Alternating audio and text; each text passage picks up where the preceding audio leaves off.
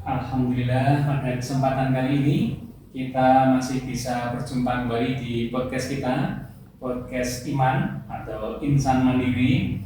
Nah, alhamdulillah pada kesempatan kali ini kita sudah mendekati peringatan Maulid Nabi. Ya, nanti di sini kita akan berbincang-bincang mengenai bagaimana kita memaknai dari spirit Maulid Nabi itu, terutama dalam dakwah ekonomi syariah yang kita terapkan seperti itu, teman-teman. Nah, alhamdulillah juga pada kesempatan kali ini kita sudah kedatangan beliau, tamu spesial kita, Bapak Ustadz Sapardi. Assalamualaikum Ustadz. Waalaikumsalam. Kabar sehat Ustadz? Pada kesempatan kali ini alhamdulillahirabbil alamin. Ya, kembali lagi mohon maaf Ustadz, kita mengganggu waktunya untuk podcast bersama kami kembali. Nah, sebetulnya gini Ustadz, kita ingin mengobrol mengenai spirit dari Maulid Nabi itu sendiri. Mungkin jika kita pautkan atau kita gandengkan dengan kegiatan dakwah ekonomi syariah kita, dengan koperasi syariah kita, itu mungkin bisa kita ambil beberapa korelasi mungkin seperti itu Ustaz. Atau mungkin boleh kita maknai dulu dari Maulid Nabi itu sebetulnya apa sih yang harus kita lakukan seperti itu Ustaz? Baik, bismillah, assalamualaikum warahmatullahi wabarakatuh. Iman, alhamdulillah siang ini kita kembali di podcast Iman ya Mas. Insan Mandiri. Kita berusaha untuk menggali sosok paling mulia, manusia paling mulia, Rasulullah SAW. Kebetulan berkaitan dengan ini bulan Rabiul Awal, yang merupakan bulan kelahiran beliau gitu ya. Dan mudah-mudahan di antara sahabat-sahabat Insan Mandiri ini ada yang non-muslim, sehingga nanti juga bisa saling memberikan penguatan pikiran, karena memang kehadiran sosok Muhammad SAW ini juga diinformasikan oleh Nabi SAW.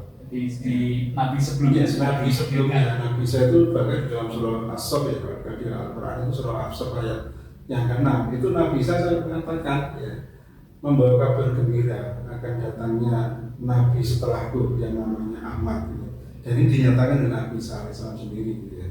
Dan kita sebagai seorang muslim memang hakul yakin, sangat yakin bahwa Nabi Isa pun termasuk yang kita imani gitu. Maka kabar dari Nabi Isa, kemudian kita juga mengimani Nabi yang terakhir yang diinformasikan oleh Nabi Isa itu bahwa akan ada Nabi Khatamul Anbiya, penutup para Nabi, yaitu Muhammad SAW.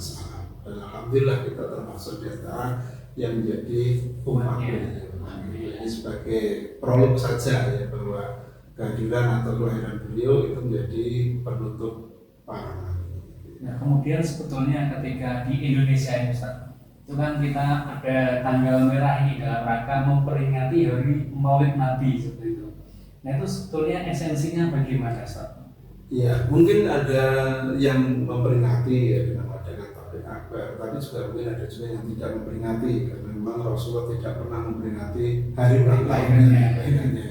Tetapi bahwa esensi dari kelahiran Rasulullah SAW, beliau sebagai utusan Allah, manusia paling mulia gitu ya, maka sungguhnya beliau ini menjadi contoh yang paling utama. Bahkan Allah sendiri kan sudah menyampaikan laqad kana fi Rasulillahi uswatun hasanah. Nah, esensinya kita sebagai umat beliau itu ya mencontoh beliau itu. Walaupun mungkin kita tidak memperingati hari Maulid Nabi misalnya, tetapi tetap kita harus mengakui bahwa beliau lahir itu untuk kita, untuk makhluk hidup, bukan hanya pada golongannya, tapi untuk rahmatan lil alamin, untuk seluruh alam ini. Ya, ini menarik juga Ustaz. Ketika kita seorang muslim gitu ya, kemudian kita teringat akan hari ini hari kelahiran beliau Nabi Muhammad SAW. Nah, itu kita kemudian tidak hanya sekedar mengingat gitu, merefleksikan bahwasanya ini hari kelahiran, tapi mungkin juga bisa kita sebagai acuan terhadap diri kita seperti itu, bahwasanya sejauh mana sih kita mengingat beliau, apakah kita hanya mengingat hari kelahirannya saja atau hal-hal yang sudah dituntunkan oleh Nabi itu juga sudah kita imani, kita laksanakan secara betul-betul seperti itu. Jadi momen itu sebagai tolak ukur kembali kita flashback seperti itu. Iya. Jadi gini, kita tidak hanya sekedar mengingat kelahiran beliau, kemudian setiap tanggal 12 Rabiul Awal itu kemudian kita memperingati Maulid Nabi. Kemudian setelah di luar itu kemudian kita tidak jangan. Tapi kita sepanjang waktu, sepanjang masa, senyampang kita itu masih hidup, itu betul-betul menyandarkan syariat ini dengan apa yang sudah diajarkan sama beliau. Karena beliau gini, Rasul itu suatu hari itu pernah menangis di depan para sahabat, yang kemudian sampai nangisnya itu membasahi jenggotnya, air matanya itu. Para sahabat itu bertanya, Mas, ya Rasulullah, mengapa engkau menangis? Saya rindu dengan saudara-saudaraku. Siapa dia saudaramu yang bukankah kami setiap hari bersamamu? Kata Rasulullah, saudaranya yang dirindukan adalah mereka-mereka yang hidup setelah beliau, jauh dari kehidupan beliau, belum pernah bertemu dengan beliau, gitu ya. Tetapi beragama Islam sesuai dengan agama beliau, beribadah sholat seperti sholat beliau, ya, berhaji seperti haji beliau, gitu ya, bermuamalah seperti bermuamalahnya beliau. Artinya kan setiap sendi kehidupan itu saudara-saudara beliau itu yang dirindukan adalah mengikuti apa yang beliau lakukan, gitu ya. Artinya baik dalam sisi ibadah maupun muamalahnya itu beliau sudah mencontohkan. Maka sebenarnya dari sendi-sendi kehidupan itu kita tidak boleh hanya ketika momentum saja ya sepanjang waktu ini kita harus mencontoh, selalu mengingat. Termasuk misalnya kita di dakwah di ekonomi syariah, ya kita berusaha untuk mengikuti apa yang beliau lakukan, gitu ya. Tadi cukup menarik juga ya tadi, bagaimana kita seorang muslim yang hakikatnya terpaut jarak yang sudah berpuluh-puluh ratusan tahun dengan beliau Nabi, namun kita bisa menjadi sosok yang dirindukan ketika kita meneladani beliau secara kafah, secara menyeluruh atas apa yang sudah ditinggalkan beliau, baik sunnah-sunnahnya ataupun Al-Quran yang sudah disampaikan kepada kita seperti itu. Itu menjadi sesuatu yang menarik juga, sebenarnya walaupun kita terpaut jarak, nggak pernah ketemu dengan beliau, belum pernah mungkin mencium harumnya beliau seperti apa, tapi kita bisa menjadi sosok yang dirindukan seperti itu, Ustaz. Kemudian lebih jauh, Ustaz, kita kembali ke tema kita tadi, bahwasanya bagaimana kita meneladani spirit dari Maulid Nabi ini dalam kegiatan berekonomi syariah kita, Ustaz. Baik, Rasulullah SAW itu adalah manusia sempurna, ya. Bahkan beliau termasuk disifati di living Quran, Al-Quran yang hidup, ya, Al-Quran yang hidup itu ya beliau itu. Mungkin kita lebih mengenal beliau pada sosok kenabian, kerasulan dalam hal ibadah, dalam hal ketauhidan. Tapi sebenarnya kan sosok beliau itu manusia seperti kita, kan gitu. Beliau itu juga berkeluarga, juga makan, juga minum, juga tidur, istirahat, juga punya pekerjaan, gitu ya. Maka tidak ada yang belum dicontohkan sama beliau. Dalam hal ekonomi misalnya, ini kita ingat ya, mungkin ketika beliau hijrah dari Mekah ke Yasrib itu kan perjuangan yang luar biasa itu. Untuk bisa sampai ke Yasrib itu tantangannya sangat luar biasa. Tapi begitu beliau dan kaum muslimin sampai di Yasrib, beliau yang dipikirkan bukan hanya masjid saja loh, Mas. Ya, bukan hanya pada tingkatan ketauhidan beribadah pada Allah kemudian beliau bangun masjid, tidak hanya itu maksudnya. Tidak fisik saja. Tidak hanya fisik untuk membangun masjid, untuk tempat ibadah itu tidak, tapi juga beliau itu memikirkan bagaimana kesejahteraan umat. Yang waktu itu kemudian beliau itu mendirikan pasar, ya, yang memang awalnya pasar itu dimiliki oleh orang Yahudi ya, dari Bani Quraisyah itu ya. Tapi kemudian belum berpikir ini pasar ini sebagai tempat untuk sirkulasi ekonomi, ya. Padahal umat-umatku ini banyak yang ketika di Madinah itu orang-orang kaya juga ada, yang mereka banyak yang berniaga. Maka kemudian salah satu program beliau setelah sampai di Yasrib, di samping mendirikan masjid, itu juga mendirikan pasar sebagai tempat Dan ekonomi. itu ada tiga atau empat program Rasul ya. Ketika sampai di Yasrib itu membangun masjid, mempersaudarakan Muhajirin dan Ansor, kemudian membuat surat perjanjian ya terkait dengan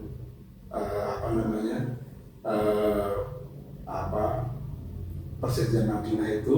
Nah, yang keempat ini mendirikan pasar sebagai pusat ekonomi. Ya.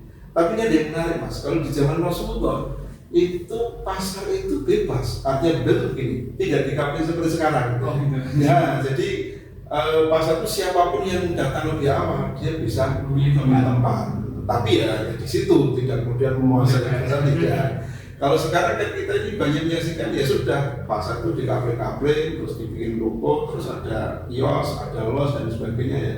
Nah itu pun mungkin masih banyak juga saudara-saudara kita tuh yang sudah punya kios, di depannya itu masih ditambah lagi, ya, itu sehingga mungkin akses jalannya pengunjung pasar itu jadi sempit gitu. Kalau di masa lalu ya sudah itu, mana yang lebih dulu. Nah terus yang kedua, setelah perekonomian itu hidup, itu beliau kan punya baitul mal, memberikan baitul mal. Jadi yang hartanya mendapatkan banyak gitu ya, maka dia punya kewajiban zakat kepada baitul mal. Iya, nanti zakat mal itu dibayarkan di baitul mal kan gitu ya. Di samping zakat mal itu juga diberi kesempatan untuk infak sedekah. Maka di masa Rasulullah itu program untuk kesejahteraan umat itu betul-betul diperhatikan dari baitul mal. Baitul mal itu untuk mensejahterakan umat orang-orang yang fakir, orang yang miskin itu betul-betul diperhatikan. Gitu. Nah ini kalau kita mau mencontoh syariat Islam yang dicontohkan oleh Rasulullah SAW kaitannya dengan ekonomi, sebenarnya kalau Indonesia itu walaupun sudah ada Basnas, ada Basnas itu. Tapi kok tingkat kemiskinan masih tinggi.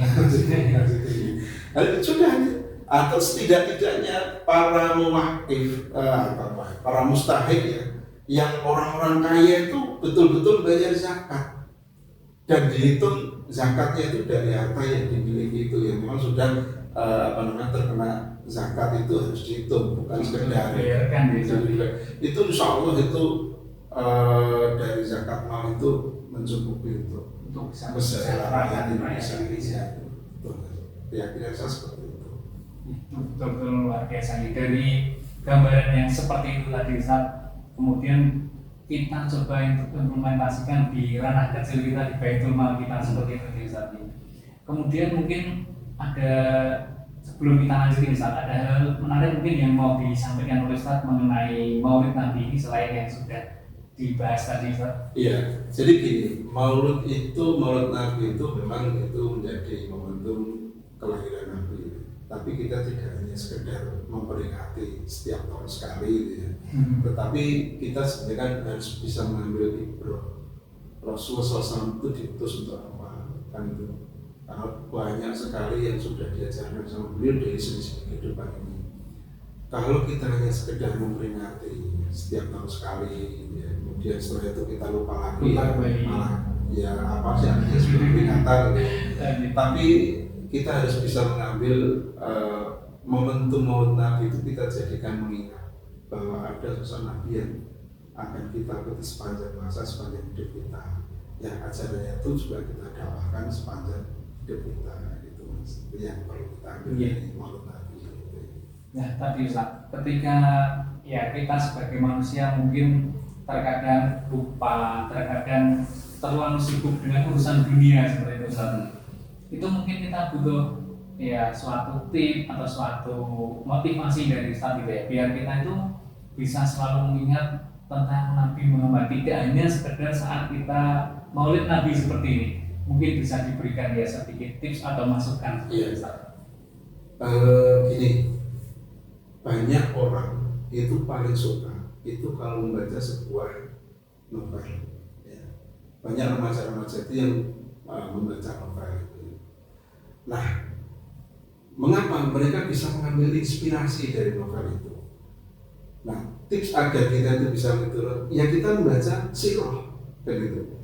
Sirah Nabawi, iya. Jadi di perpustakaan atau di toko-toko itu banyak yang menyerbu itu justru novel-novel. Ya, cuman mereka mencarikan novel-novel yang romantis, historis gitu. Nah, kita umat Islam itu biar termotivasi itu yang membaca sirah Nabi.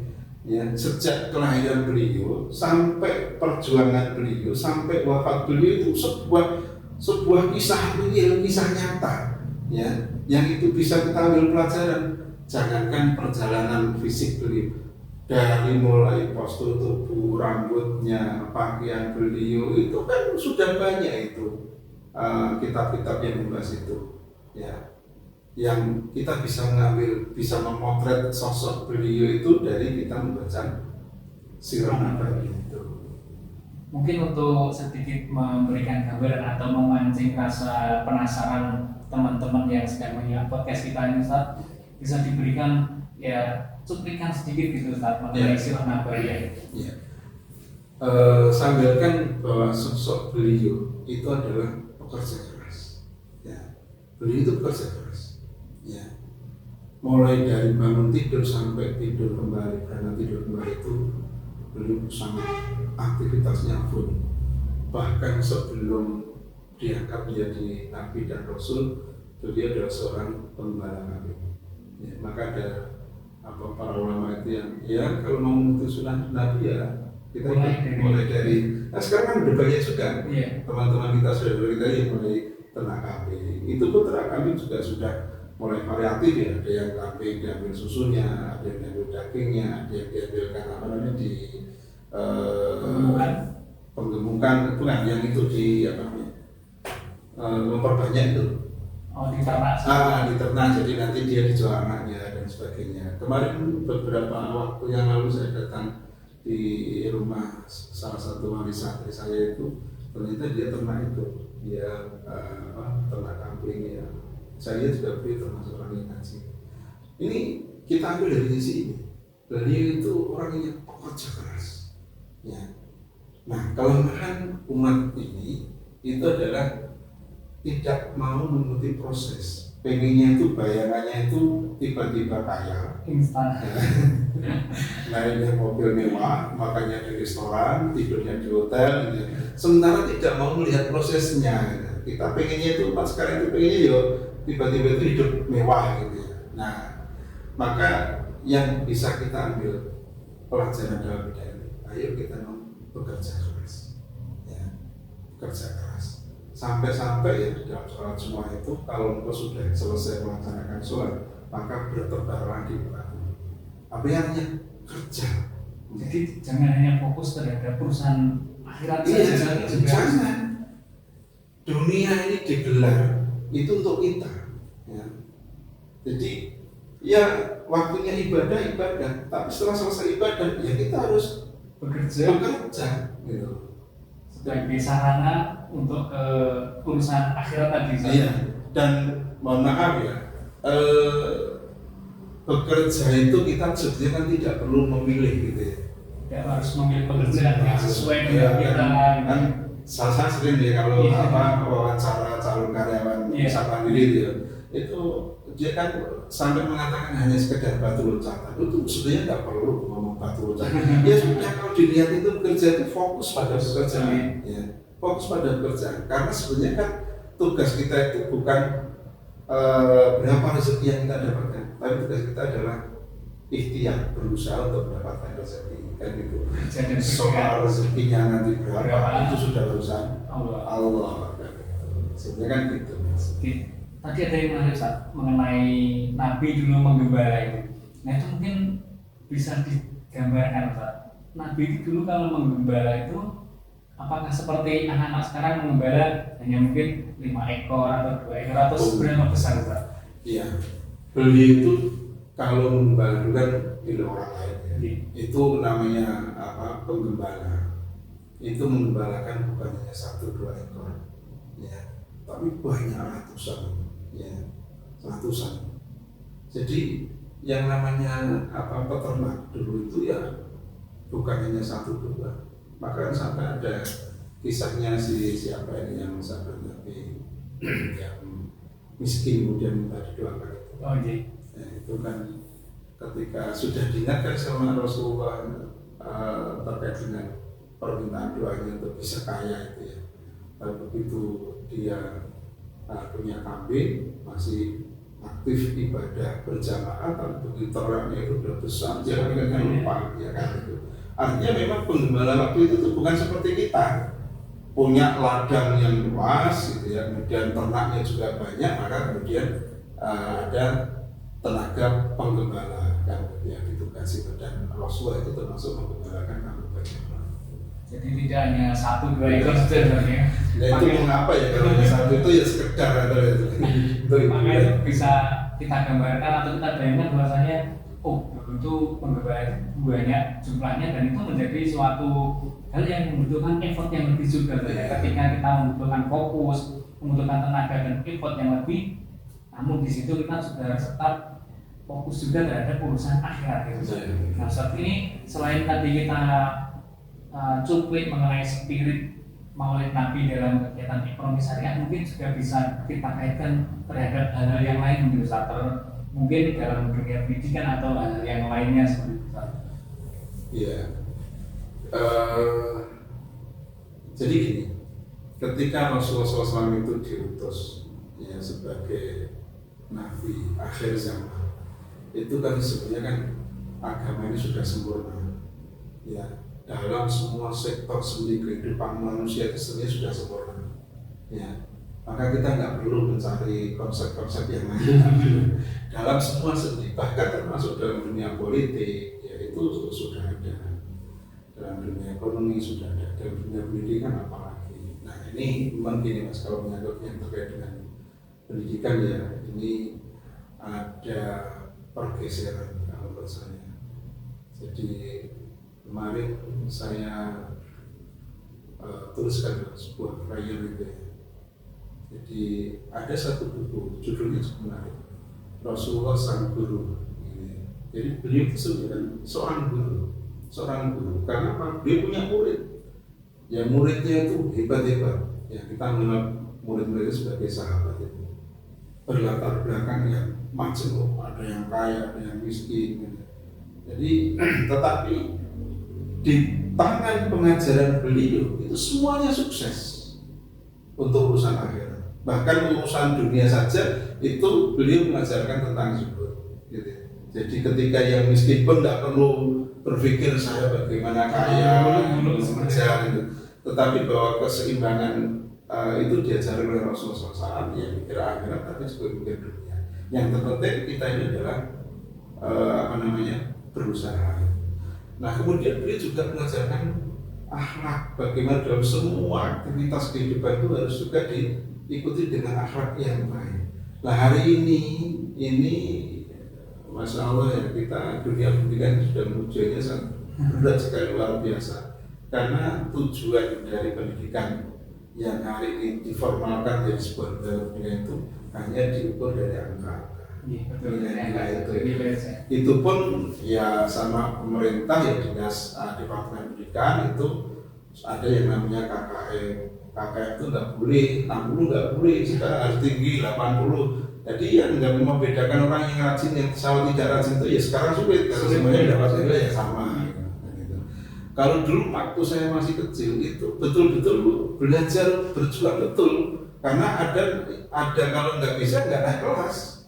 Kalau sekarang nggak ada. Kalau sekarang nggak ada. Sekarang sekolah kalau nggak menaikkan siswanya itu dipanggil dinas, apalagi kelulusan. Gitu. Kalau sampai nggak diluluskan itu ya urusannya sama dinas, harus diluluskan. Nah, sebetulnya kalau kita tarik ke zaman dulu gitu ya Ustaz ya, ke zaman mungkin beliau Ustaz masih kecil dan juga saya masih kecil itu, pendidikan itu juga saya masih teringat dulu teman saya yang ketika memang sekolahnya dalam tanda kutip seenaknya sendiri, tidak mengikuti pelajaran dengan baik seperti itu, tentu bisa dipastikan tidak akan naik kelas, apalagi lulus seperti itu Ustaz. Iya.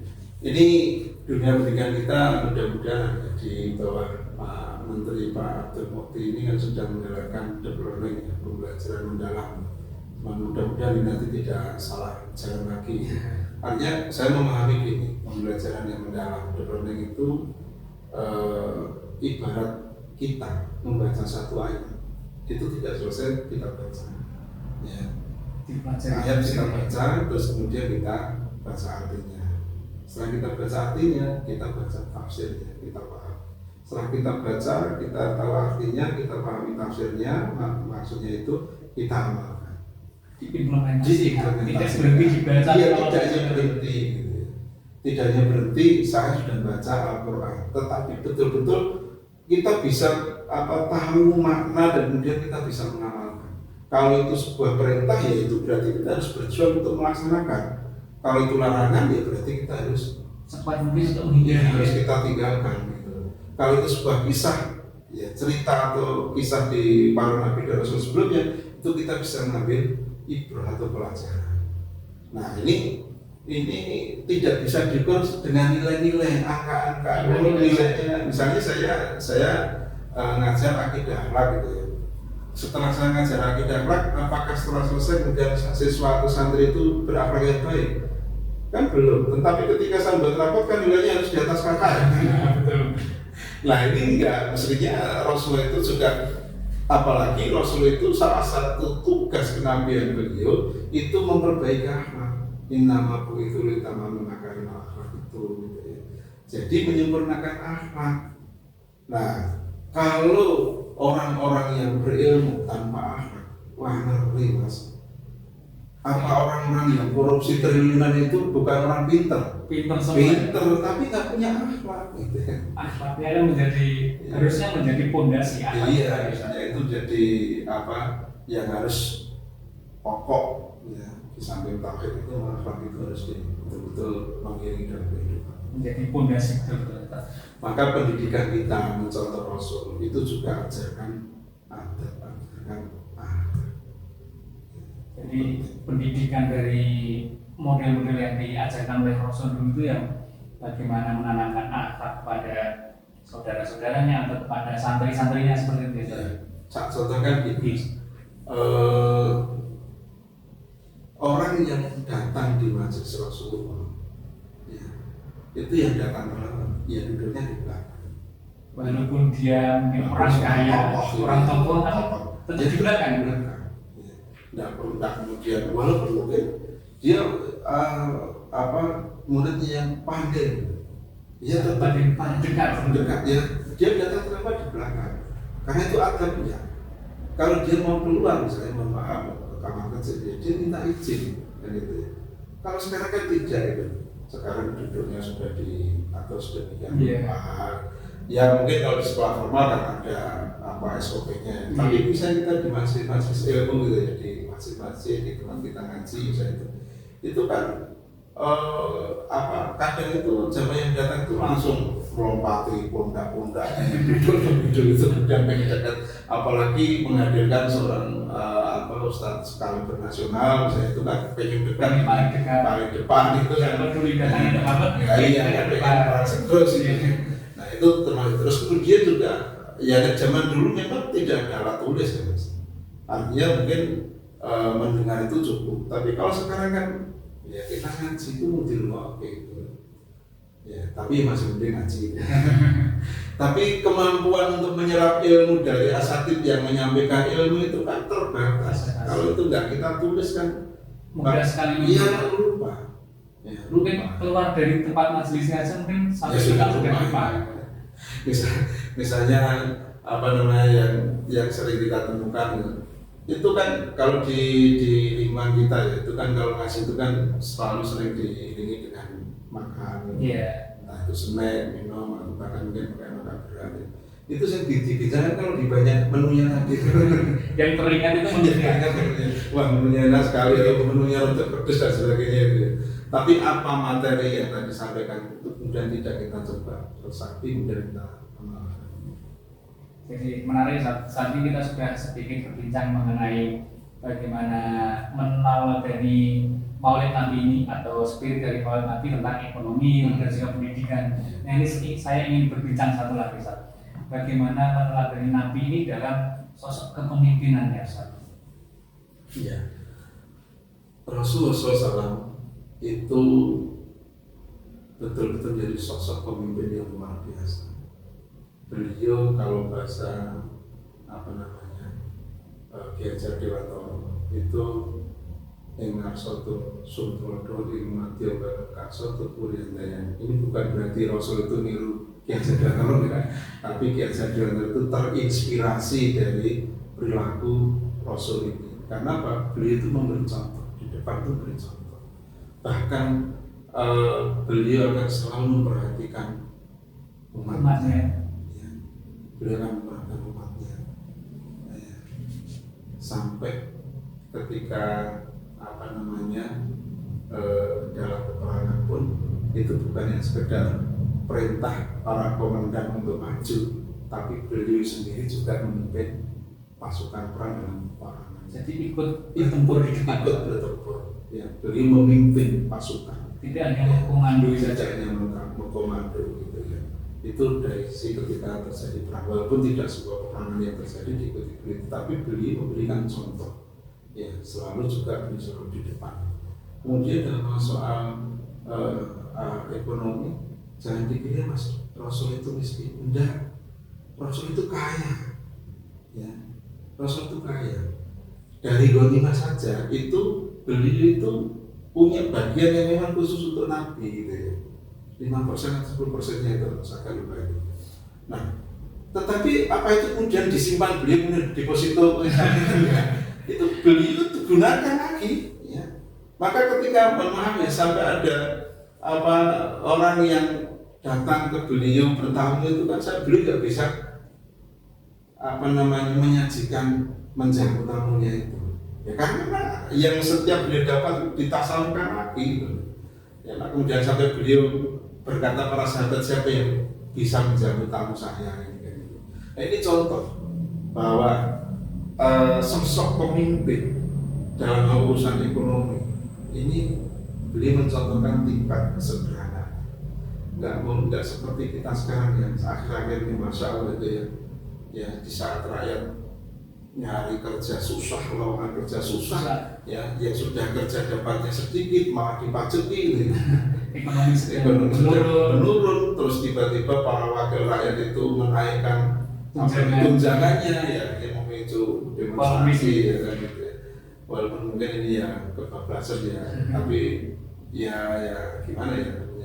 Sisi lain ketika protes itu kita setuju, tapi kalau sudah sampai merusak, membakar itu sudah kriminal, membakar, menjara gitu ya. Ranahnya sudah masuk kriminal. Beda urusan. Kalau menyampaikan aspirasi dan pendapat kita walaupun memang komisinya itu para petinggi itu tidak memberikan keteladanan. Tidak empati atas ya sense of crisis-nya itu kan nggak punya gitu ya. Sudah rakyat itu sudah mulai krisis seperti ini, dia hidupnya mewah. Ketika kesindiran direspon dengan kurang baik gitu lah. Kemudian tadi dia mengenai kepemimpinan tadi. Kalau kita pernah mendengar itu kan Nabi itu bukan hanya pemimpin bagi agamanya atau bagi umatnya sendiri, tapi kan seperti pemimpin suatu negara gitu Ustaz. Itu dulu bagaimana ketika kita sambungkan dengan sirah nabawiyah tadi, cerita-cerita seperti itu, bagaimana Nabi itu ketika memimpin bukan hanya dari umatnya saja, yakni umat Islam saja, tapi juga memimpin mungkin juga ada kaum dari Kristen, Yahudi dan juga umat-umat yang lain seperti itu. Kalau kita boleh mengistilahkan kemerdekaan, maka hijrahnya Rasul ke Yathrib ini merupakan kemerdekaan Islam. Mengapa? Karena waktu di Madinah itu, waktu di Mekah itu kan sembunyi-sembunyi terus. Tidak bisa merdeka. Tidak bisa, ya orang yang menulis Islam itu ancamannya dibunuh. Tapi begitu hijrah ke Yathrib, ini kan dalam kondisi yang aman, gitu ya, bisa hidup berdampingan dengan umat yang lain. Maka kemudian beliau tahu sadar betul bahwa di Yathrib itu bukan hanya orang Islam yang hidup di sana. Di sana ada Nasrani, di sana ada Yahudi. Maka piagam Madinah itulah yang kemudian dibikin sebagai kesepakatan bersama antara orang Islam, orang Yahudi maupun orang Nasrani. Nah, kemudian disinilah sebagai tolok ukurnya bahwa beliau memperhatikan bukan hanya umat Islam, tetapi juga memperhatikan umat agama lain. Ya. di samping beliau juga mendakwai kan gitu ya. Maka ketika bermuamalah pun beliau tidak hanya bermuamalah dengan orang Islam, ya, bermasyarakat kan juga bukan hanya bermasyarakat dengan orang Islam saja, tapi juga bermasyarakat dengan ya di sana ada orang Yahudi ya biasa, sama orang Yahudi bermuamalah biasa. Bahkan beliau kan pernah punya utang dengan orang Yahudi kan pernah begitu. Nah, dan yang menunjukkan bahwa dalam kaitannya urusan dunia itu beliau biasa, bukan hanya dengan orang Islam. Senyampang orang non-Islam itu tidak membahayakan Islam, tidak memusuhi, ya tidak memusuhi lah maksudnya kayak gitu. Nah, tapi kan kalau umat Muslim sudah dibuatkan Baitul Mal, tadi dibuatkan pasar, kemudian dibuatkan Baitul Mal dan juga perjanjian tadi ya, perjanjian antara yang ada di situ. Nah itu tadi kalau yang umat Muslim tadi diambil zakatnya tadi seperti yang disampaikan Ustaz. Nah kemudian bagi umat-umat yang non Muslim tadi bagaimana Ustaz? Apakah sudah membayar zakat pada saat itu atau membayar pajak? Iya, karena di Yasrib atau di Madinah itu Islam berkembang menjadi besar itu yang menjadi dominasi di Madinah, maka umat di luar Islam itu membayar jizyah gitu ya.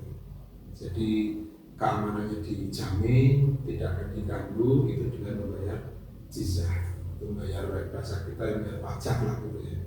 Jadi itu untuk umat non Muslim gitu ya. Kalau untuk umat Islam itu membayar zakat. Itu pun bagi yang secara nisab itu sudah hartanya lebih nisab dan awal itu baru terkena zakat itu.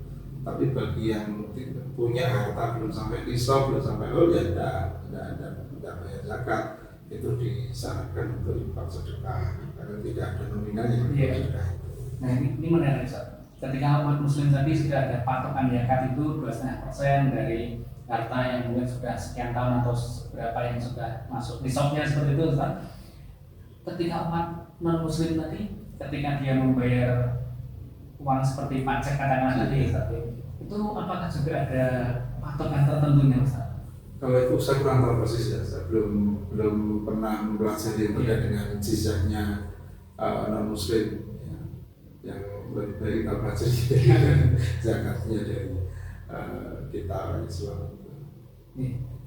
Terima kasih Ustaz. Ini karena keterbatasan durasi dan keterbatasan waktu, mungkin sebelum kita akhiri Ustaz podcast kita kali ini, saya ingin meminta ya saran, pesan ataupun motivasi Ustaz untuk saya pribadi dan juga untuk teman-teman semua yang menyimak podcast kita dalam rangka Maulid Nabi ini Ustaz. Jadi begini, sebenarnya kan hidup kita itu sudah diatur oleh Allah Subhanahu Wa Taala. Maka sungguh Allah itu sudah mengatur hidup hamba-hambanya ini. Kemudian Allah itu sudah memberikan contoh suri teladan, yaitu Rasulullah SAW dalam semua sendi kehidupan. Maka sungguhnya kita ini bukan mencari-cari format ya dalam konsep hidup kita itu dengan konsep-konsep yang dibikin oleh manusia. Tapi kita tinggal membuka kembali, mempelajari, mengamalkan syariat yang sudah diajarkan oleh Rasulullah SAW dalam semua sektor sendi kehidupan, baik dalam bidang pemerintahan, ya, ekonomi, politik, hukum, ya, sosial, budaya, itu sebenarnya kan sudah kita tinggal meniru ya. Kalau itu kemudian kita mengambil sisi yang mengikuti perkembangan zaman, senyampang itu tidak bertentangan dengan syariat, tidak masalah kan itu, tidak masalah kan itu.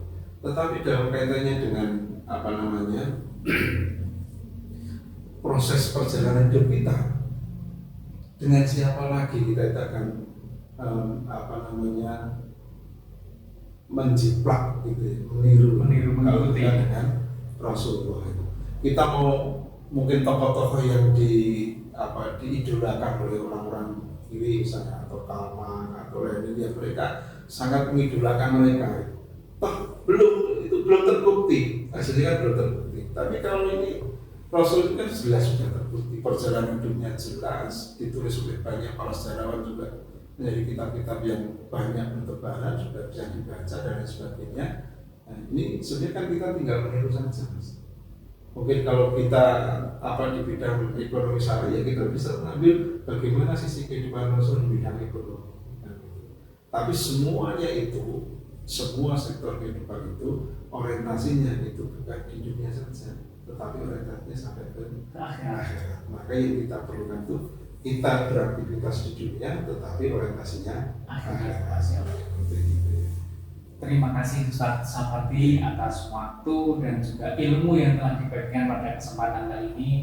Semoga di momen Maulid Nabi ini bisa semakin meningkatkan keimanan kita, menambah ketakwaan kita, serta bisa menambah keilmuan dari podcast yang kita lakukan ini tadi. Semoga bisa diserap oleh teman-teman, baik yang menyimak dari YouTube ataupun dari channel-channel BMT Insan Mandiri yang lainnya. Demikian dulu Ustadz Sapardi, terima kasih atas waktunya. Terima kasih teman-teman semua. Assalamualaikum warahmatullahi wabarakatuh. Waalaikumsalam.